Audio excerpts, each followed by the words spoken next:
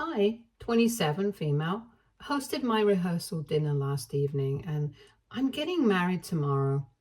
But my mother is very upset about a certain incident that took place at dinner last night since it ended with me kicking my sister out of the wedding after humiliating her.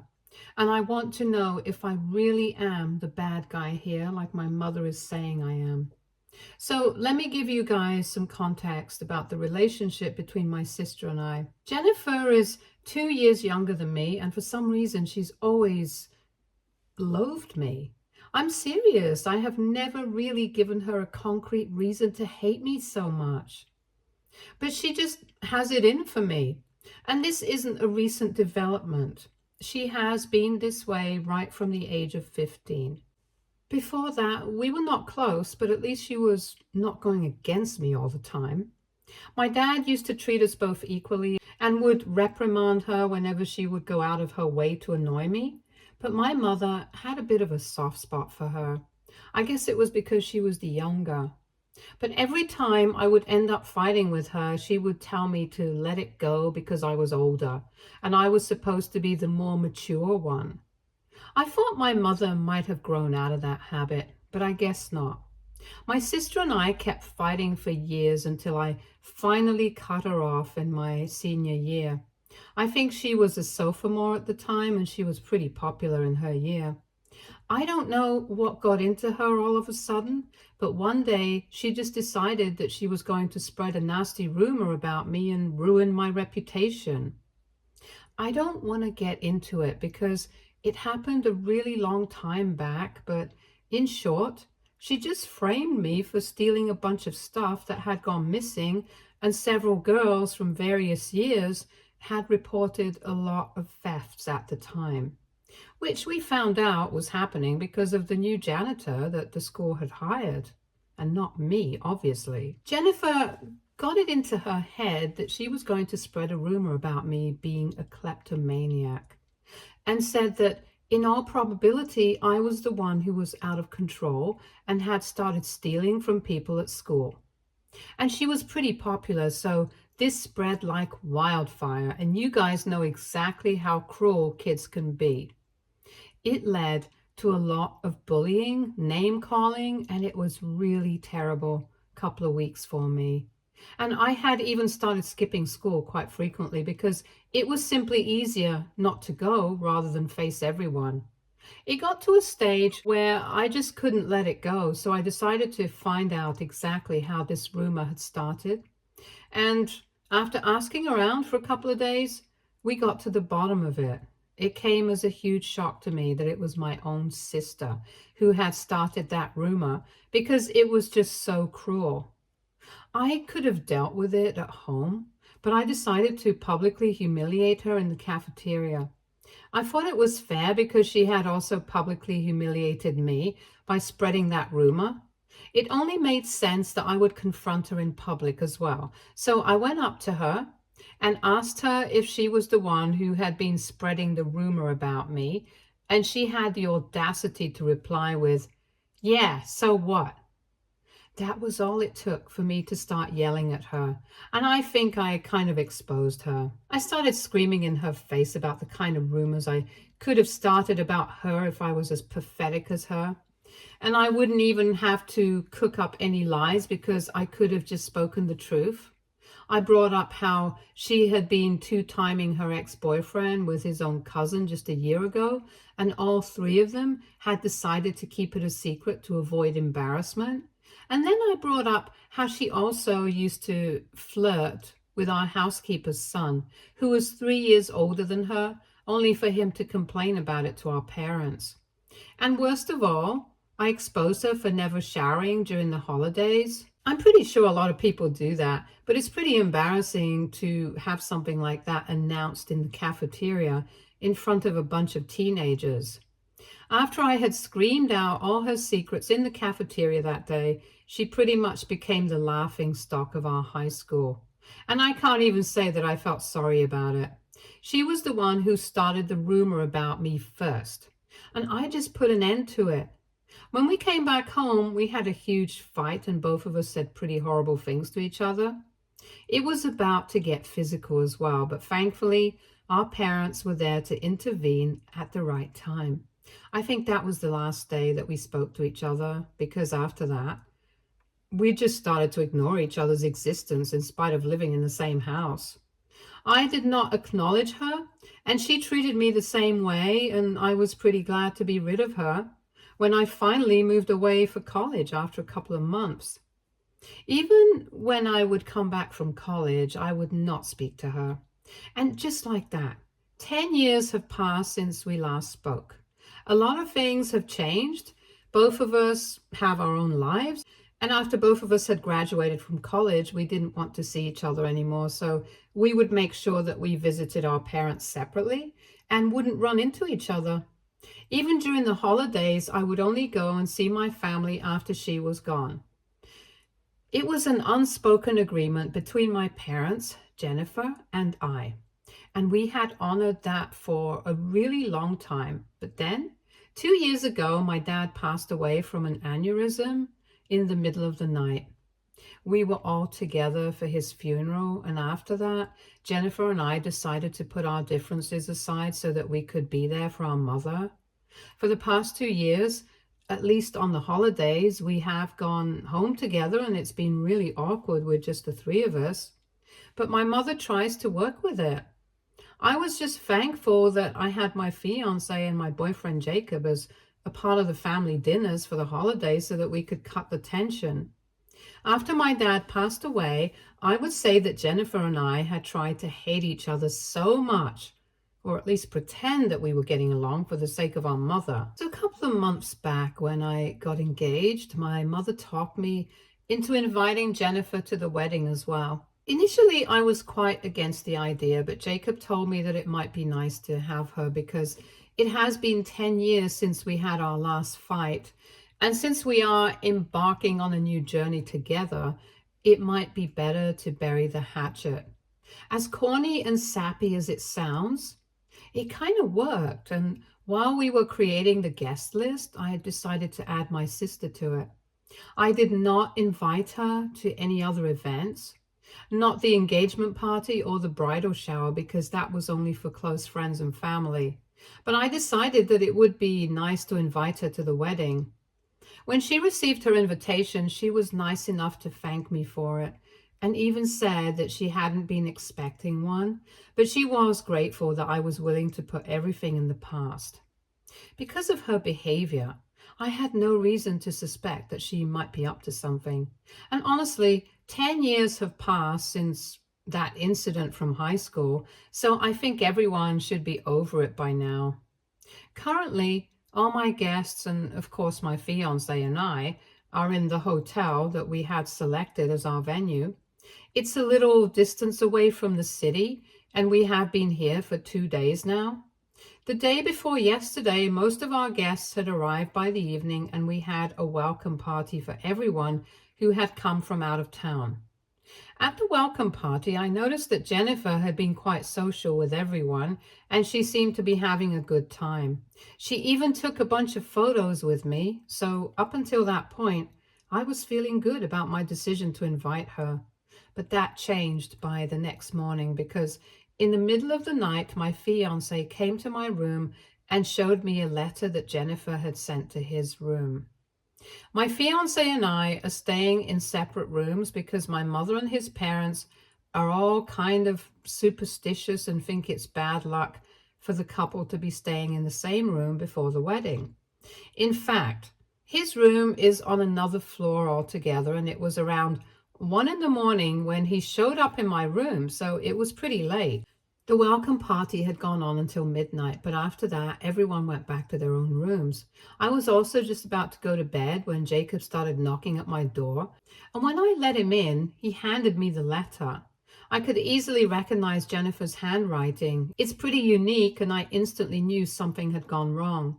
Jacob told me that he had been getting ready for bed when, about 15 minutes ago, a member of the hotel staff brought this letter to him. He told her that the lady from room 306 had sent him, and that was Jennifer's room number.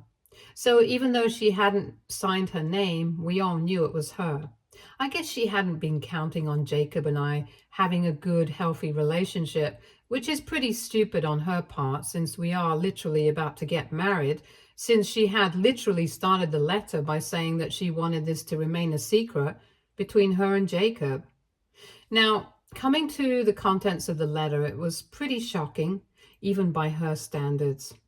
I knew that she had hated me in the past, but I thought that she would be over it by now since her behavior had been pretty normal. But in the letter, she had gone into great detail about the kind of animosity between us in the past. The only thing that she had changed was that instead of being truthful, she had switched our rules. She had made it sound like I was the one who had started hating her for no reason and went out of my way to bully her. She even talked about the incident from high school and said that I was the one who had been spreading nasty rumors about her. And just because she had called me out on it in public, I had felt humiliated and stopped speaking to her. But she did not stop there. She came up with a bunch more lies and said that even after I had stopped speaking to her, I did not let her live in peace. And every time that I would come back home from college, I would hit on her boyfriend, and eventually that the two of them ended up breaking up because of me. She claimed that I had traumatized her and been nothing short of a nightmare to live with and grow up with. And the only reason she had decided to attend this wedding was because she knew that Jacob was a good man and that he deserved better. So she felt like she couldn't let him ruin his life by getting married to me because even though I was being nice right now, I was going to show my true colors pretty soon. And she did not want that for him. I would still be less surprised by this letter if she hadn't mentioned that she would be willing to elope with Jacob if he wanted to. Because in spite of the fact that she had spent limited time with him, she had started to fall for him, and she felt like the only reason the universe had brought the both of us together again was so that she could find Jacob. She ended the letter by telling him that she would be waiting for him after the rehearsal dinner in the parking lot, since she didn't want to be caught by any of the guests, and they could discuss this there. So it was a pretty shocking letter, and Jacob told me that he had come to me as soon as he had finished reading it. He literally looked sick to his stomach, and it was kind of ironic, but I actually had to comfort him. He started apologizing to me profusely because he was kind of the one who had talked me into inviting her and letting bygones be bygones. And I don't blame him for that. Let me just make that clear, since I think any normal person in their right mind would want us to clear the air because we are adults now and I'm almost 30. I don't want to keep holding on to high school drama, but it's evident that Jennifer does. Jacob was shocked, but I was infuriated because she had pretended like everything was fine and tried to take advantage of the fact that I had started to trust her after so long again. But I guess even after a snake has shed its skin, it's still a disgusting snake, and that's the case with Jennifer. So I decided that was going to repeat itself, and once again, she was going to be humiliated, and I was going to make sure of it. I told Jacob about my plan, and he was on board with it, and if I'm actually being honest, he didn't even care because he was simply just disgusted and creeped out by the psychotic way my sister was behaving. It was really disappointing because Jacob had been my boyfriend for the past 4 years, and everybody knew how much I loved him. So I guess this was her way of getting back at me or something. Anyway, the plan that Jacob and I came up with was relatively simple, and I guess some people might have already guessed what we did. After spending around half an hour with me in my room, Jacob went back to his room and made a call to Jennifer's room. He told her that he would be willing to discuss this after the rehearsal dinner in the parking lot, as she had said. He told her that at one point he would ask for whiskey on ice, and that would be the signal for her to excuse herself, and he would meet her 10 minutes later. Then, last night, after everyone had been served dessert and stuff, my fiance asked for a whiskey on ice, and immediately Jennifer excused herself to use the ladies' room. So we knew that our plan was working, but instead of heading out, my fiance and I stood up and made an announcement about the letter and its contents. Needless to say, everyone was shocked, but we did not have time for that. And we told them that currently Jennifer was waiting for Jacob in the parking lot, and if anybody still had any doubts, they could come with us and see it for themselves. I'm pretty sure that nobody had any doubts, but they still followed us to the parking lot. And when we finally found Jennifer, she was stunned for a couple of seconds. Like a deer caught in headlights. Once she came to her senses, she made a run for it. But it was pointless. Everyone already knew the truth, and we had accomplished what we had set out to do. It was pretty chaotic after that because nobody knew what to do. I sent everyone back to their rooms except for my mother and my in-laws. With them, I went to the room that Jennifer was staying in. I wasn't sure if she would be in there, but she was, thankfully. We had to knock on the door several times before she finally opened it. And her face was all red and splotchy, and when she saw me standing outside, she tried to attack me. But Jacob pushed her back, and I told her that I wanted her out immediately. She didn't even reply. She just went back inside, and we saw that she had already started packing, so I didn't even need to tell her to leave. It was my mother who took it the hardest. She started having a breakdown in Jennifer's room and started asking her why she would do such a thing, since we were all convinced that she didn't even like Jacob. She just wanted to stir up drama against me. Jennifer did not reply. She just quietly packed her things as quickly as she could and then left. After she was gone, there was not much to discuss, so my in-laws went to bed, but my mother stopped Jacob and me before we could leave. She told us that she could understand that we were upset because of what Jennifer had tried to do, but even then, it could simply not justify the way we acted. I was honestly confused because, in my opinion, I hadn't done anything that bad. Definitely not as bad compared to what Jennifer had been trying to do. So I had to ask my mother to explain, and she said that if I had a problem with what Jennifer had said in her letter, I should have dealt with it like an adult instead of dealing with it like I did as a teenager and creating a spectacle out of it. I should have confronted her in person and kicked her out without humiliating her like I did. When my mother said that, I kind of flared up at her, and I told her that I should have seen this coming because she always had been on Jennifer's side, and even now, all she cared about was how Jennifer was feeling and the fact that her darling daughter had been humiliated, even though it was her own fault. But my mom argued with me and said that she was ready to admit that what Jennifer had done was a horrible thing to do, and that she shouldn't have pushed me to invite her. But it still did not mean that I had the license to do whatever I wanted to, because I was dragging my family's name through the mud. She said that it was really juvenile of me to involve all the guests, and said that even they might have found it really awkward. So I had kind of ruined my own wedding by doing this as well, since everyone would only be talking about this. At the time, however, I did not care about that. I only wanted to get back at Jennifer, and I did that. So I told my mother that I did not care what she thought, and Jacob and I went back to our room. Today, we had a gap between our rehearsal dinner and our wedding day, and everyone was free to do whatever they wanted. So I spoke to my maid of honor and a couple of the bridesmaids and asked them if everyone was talking about what had happened the previous night. And they said that people definitely were shocked and had been discussing it, but they were going to forget it in time for the wedding. I asked them for their honest opinion if I had actually taken things too far, and most of them said that it was my choice. I wanted to deal with it, and there was no such thing as taking it too far, especially when we were dealing with someone like my sister.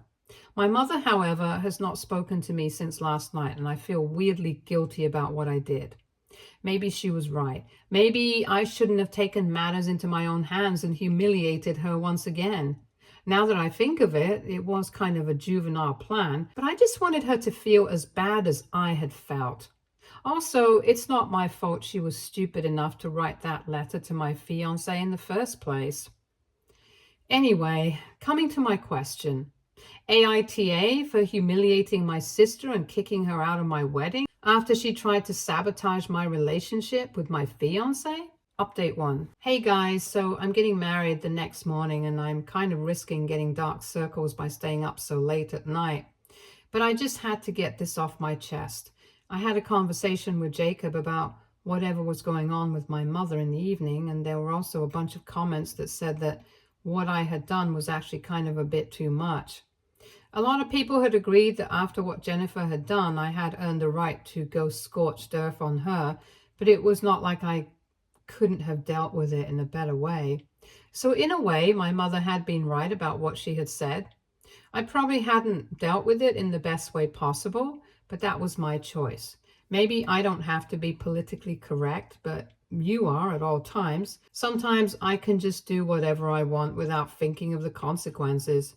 But that doesn't mean I don't have to face the consequences. And here in this case, the consequences meant that I would have to sort things out with my mother because she was upset. So a couple of hours ago, Jacob and I went to her room and she looked a bit upset. But as soon as she saw us, she pulled us both in a hug and said that she had actually been thinking about coming to us herself. Before we could actually say anything, she pulled us inside her room, sat down, and said that she wanted to apologize for her behavior the previous night.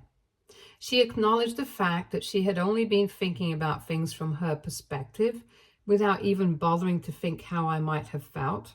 Now that she had had a day to think about it, she realized that the contents of the letter were outrageous and it was not acceptable. So maybe she wouldn't have to deal with the situation the way that I did, but it's my life. I'm free to do whatever I want.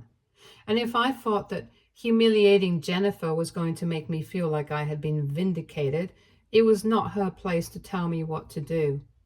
I was glad that she had come to this conclusion on her own, but I also told her that she had a point and I apologized for lashing out at her as well. I thought that would be it, but she also said that she was sorry for always siding with Jennifer when we were younger, because that was why I was still under the impression that she was going to support her no matter what.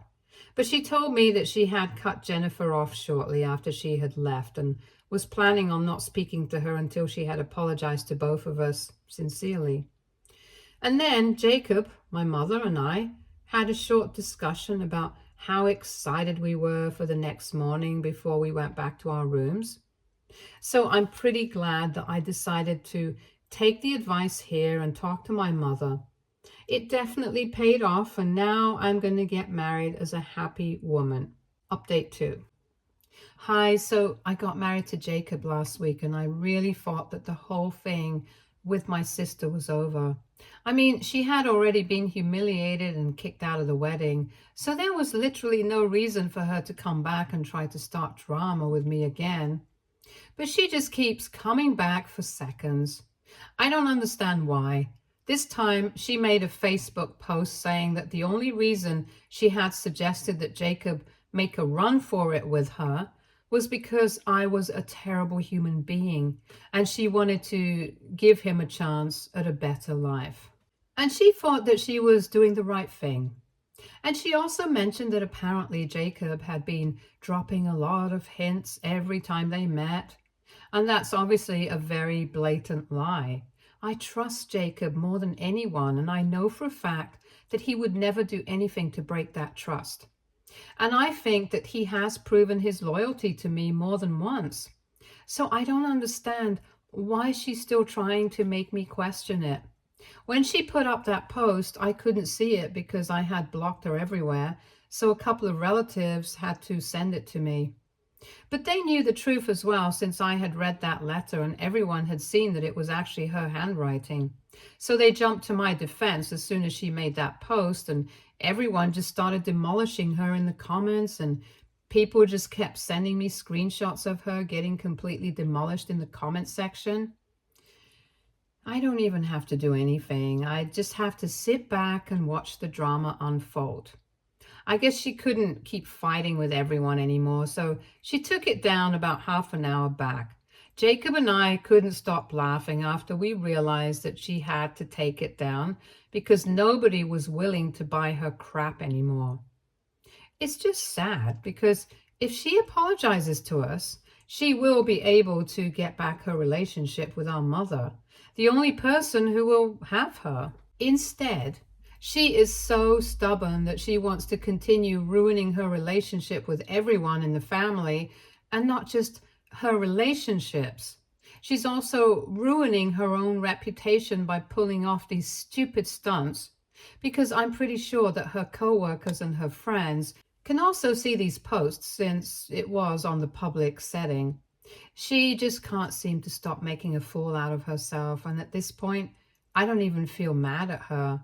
I just feel pity for her because I still don't know what exactly happened to turn her into someone like this. But whatever it is, I just hope she gets over it soon, because this kind of obsession with someone else is just not healthy. Update 3. So after my last update, a lot of people in the comments had suggested talking to my mother so we could actually find out what exactly had happened that made my sister into the kind of person that she is. And to be honest, even I was pretty curious to know because, like I said, she did not have any problems with me until she was around 15. So something must have gone wrong at that point for her to start resenting me so intensely. I called my mother up a couple of hours ago to ask about it, and she told me that she doesn't really have a very clear memory of it. But a couple of years back, she actually had a discussion like this with Jennifer. And Jennifer had mentioned something about how she was sick of constantly being compared to me. The only problem was that I honestly couldn't think of anyone in our family who compared her to me. We're not people who would do that. And besides, we were pretty much equal at most things. It was not like one of us was prettier or more attractive than the other, and even when it came to our education, we were on equal footing. But my mom told me that apparently when Jennifer was 15, she had been dating a guy from my year, but he had forced her to keep it a secret. And he was the one who constantly kept comparing her to me, presumably because he had a thing for me. But I remember having rejected him several times. I guess that led to some internal issues that I was never able to find out about, since Jennifer never told me about the relationship that she had with that guy.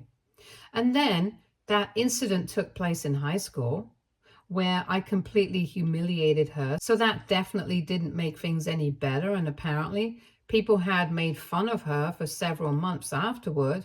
And even the guy she was dating had dumped her after the incident. But I didn't even know about that since I had already graduated. All these things that added up, and she had started resenting me more than ever. I just wish she had spoken to me about the boy who kept comparing her to me. Maybe we would have been able to sort things out back then. But now it's too late. Maybe someday we will be able to clear the air, but right now, all I can do is just feel bad for her. But thankfully, Jacob and I are leaving for our honeymoon in a couple of days, so maybe that will help distract me. Stay tuned for more stories from Argo relationships.